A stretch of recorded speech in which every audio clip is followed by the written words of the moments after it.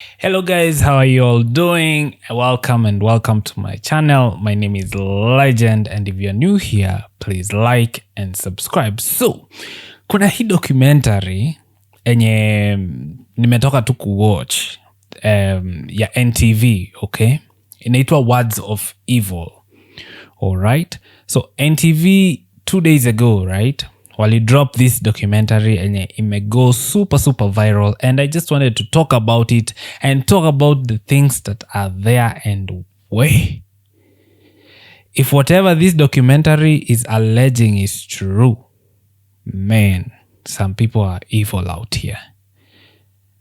It's just, I don't know what to call it. It's like, it's greed on another level, right? Like playing with human life to make money, the allegations in the documentary is like pure, like just playing with human life to make money. And wow, I was stopping myself so many times from crying because what do you mean?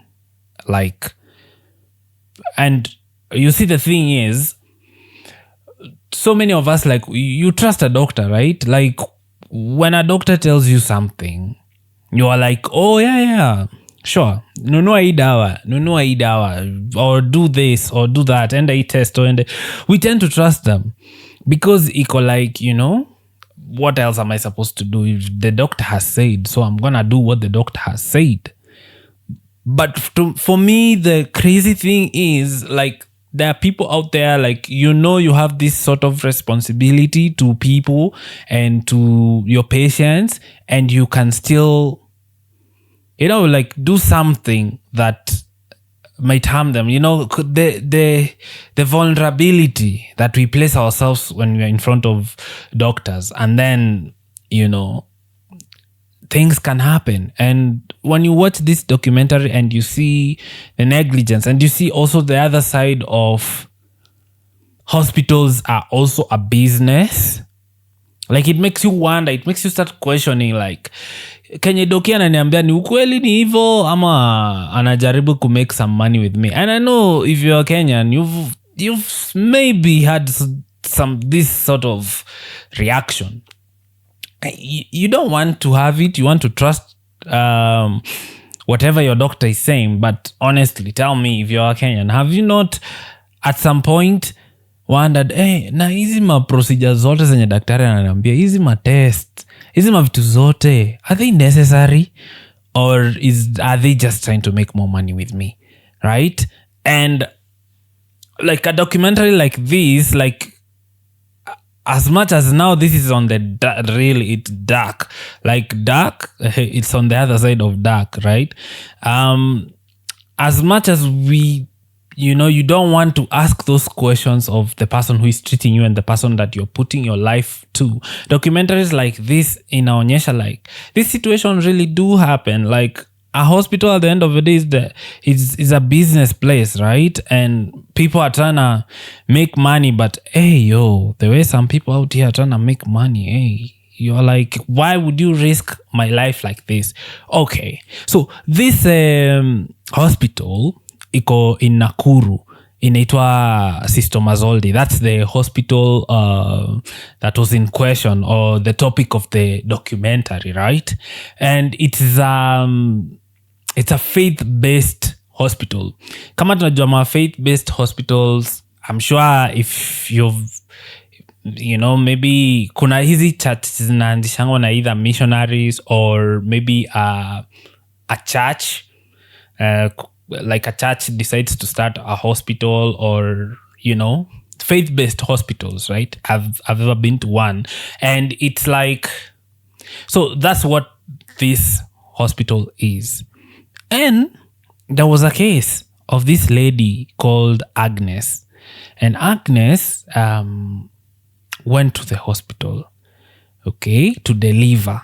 Because this is a hospital for pregnant women, for maternity and postnatal care, right? Primarily, okay? And so alikuwa ameenda kudeliver her child, and venye walimwangalia wakaona anahitaji C-section. Na so si process ikaingia, akaenda. Na sasa inasemekana ati she needed to be referred for more care. Yani ikakuwa complicated and she needed to be taken to be, so kama hospitali haiwezi handle your case yako, huwa unakuwa referred to a bigger hospital. But then so like kwa nini wanaandika she needed to be referred, but then referral haiku happen until sijui alihave kungoja sister yake afike aingie kwa ambulance ndo wampeleke.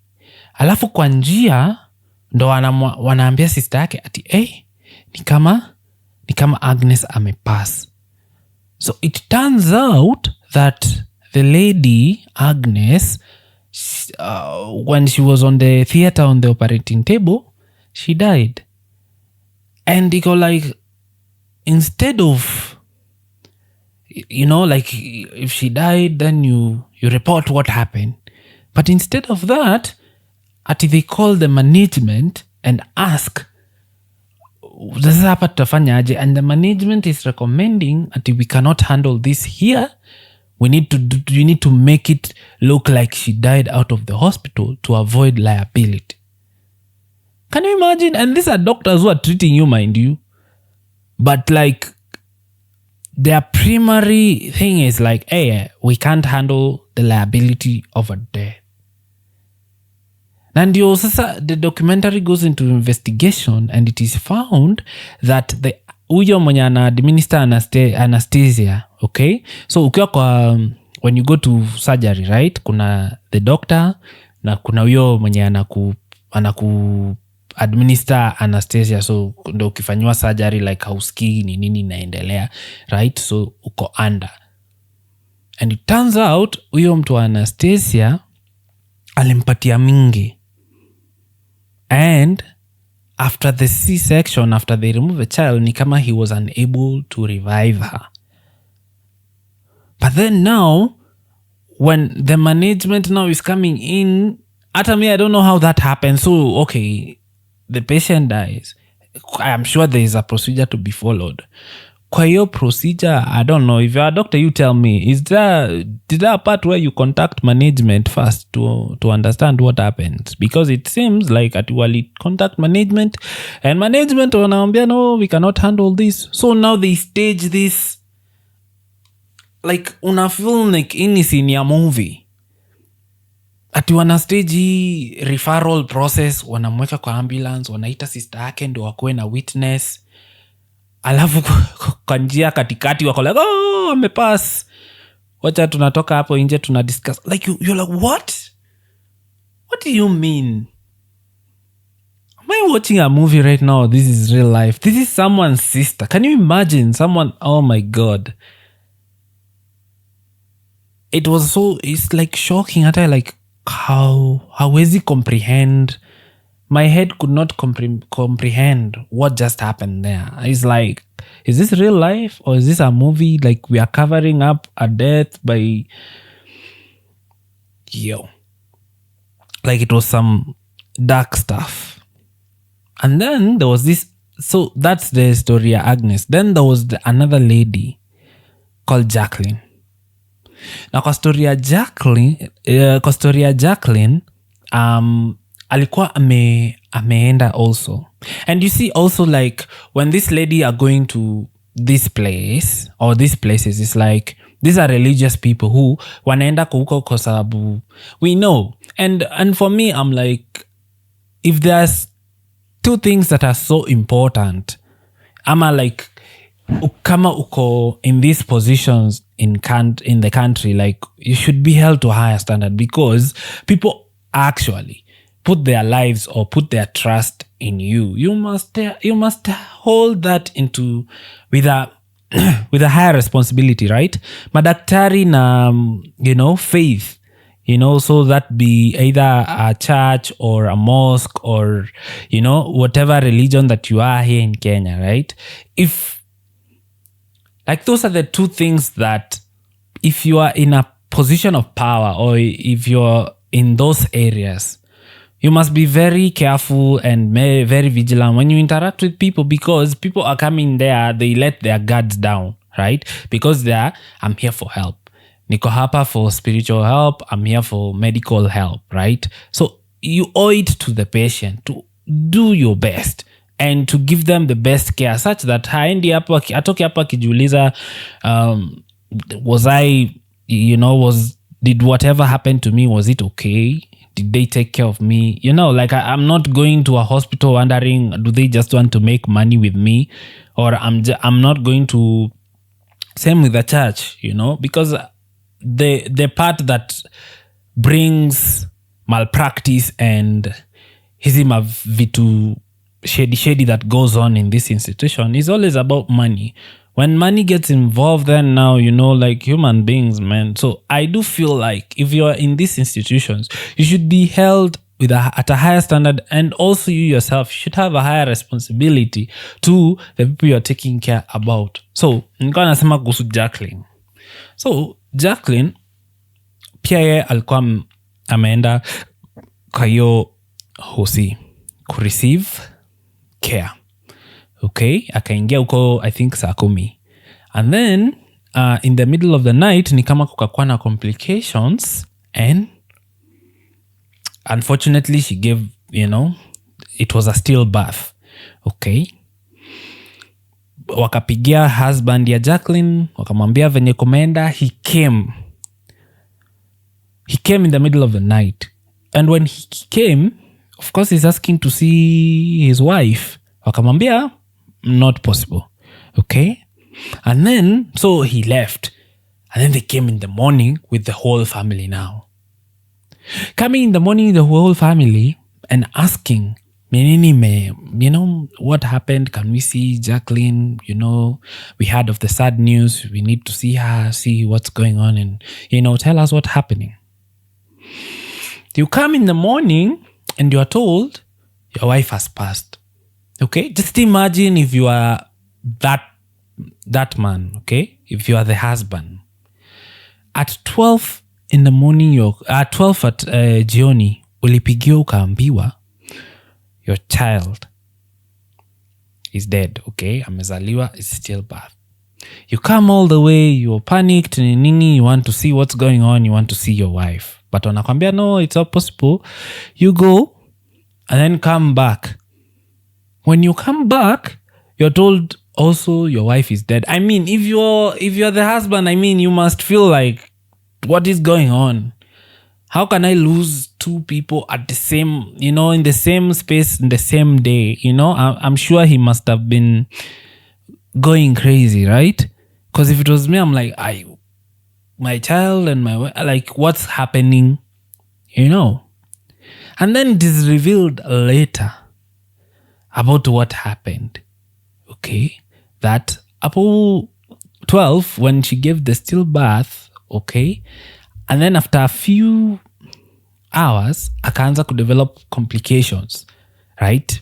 She was gasping for air. She was, like she was bleeding. Like ilikuwa inafika mahali she needed to go to ICU, I'm guessing. And so they call ambulance, right? Ambulance kuje, chukua, refer, let's go. Ambulance gets there. This lady, she's not being referred.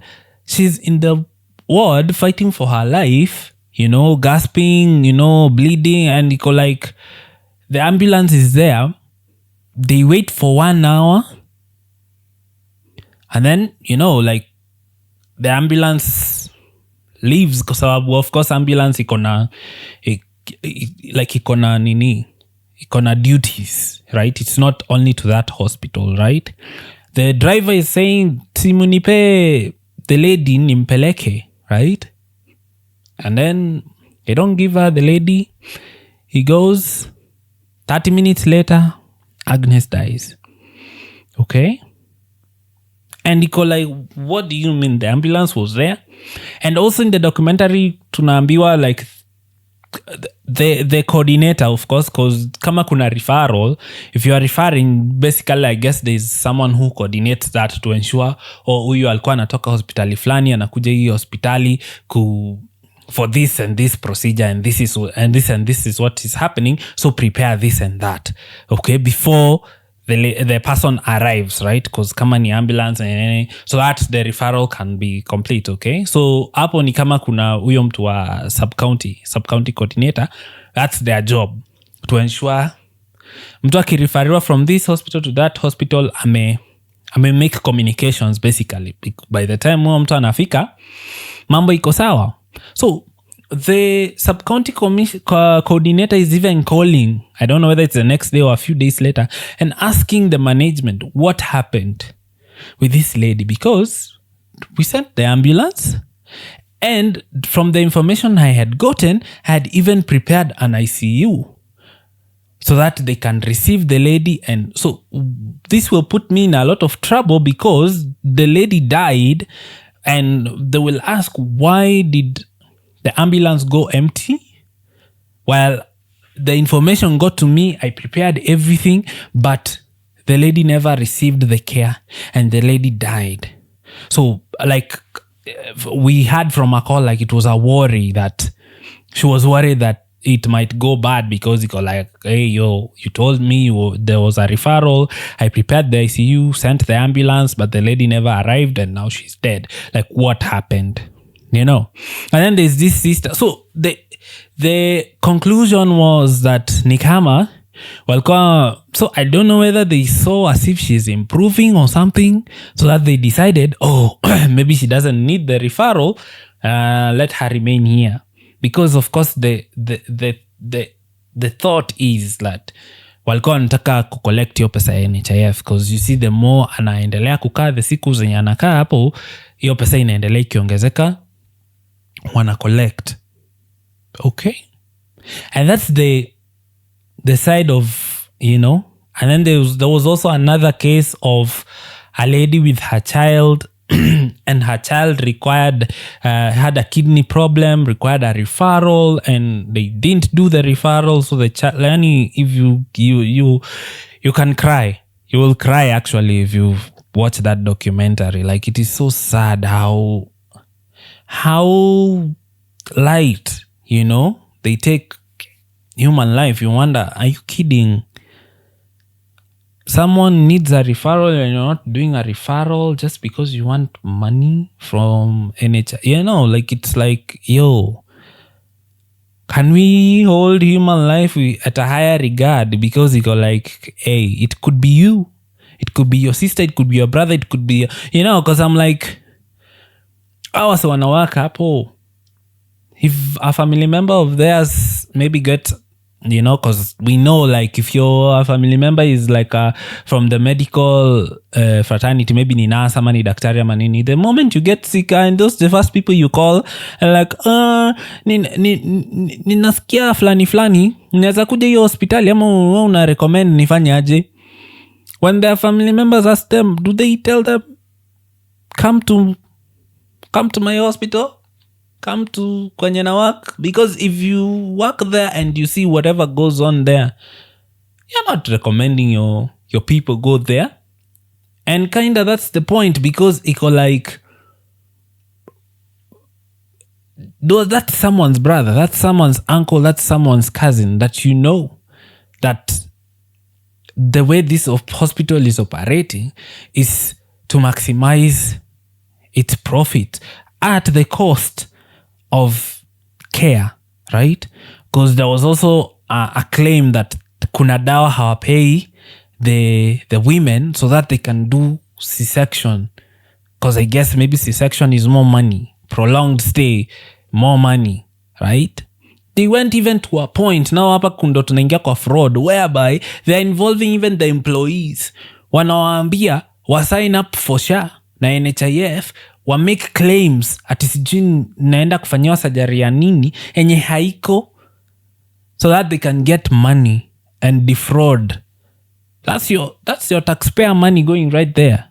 Wana defraud, taking money from someone who actually needs that surgery. who actually could have benefited, because we are complaining that hii mambo ya SHA, NHIF, maybe the health insurance system is not working, whereas there are people who are gaming the system, who are stealing the money that should actually go to people who actually need it, right? Because there are people who actually needed that money, and if that 100 or 200,000 was released to line your pockets, like how do you sleep at night knowing like hiyo pesa ingeenda kusaidia mtu legit mwenye akona shida ya ukweli, you know? So they even got the employees involved. Wanachukua employee and sign up for a procedure so that they can split the money.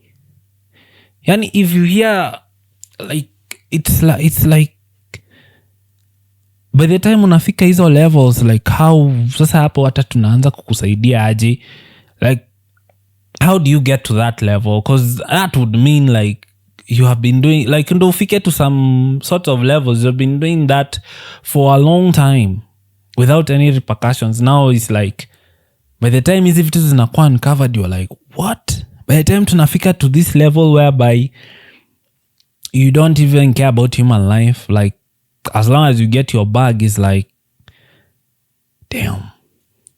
So me hizo vitu ziko kwa hiyo documentary, man. You should go and watch it. I'll leave it on the description. You go and watch it for yourself and, you know, come to your own conclusions or tell me what you think. Because kuna watu wako hivyo li dunia.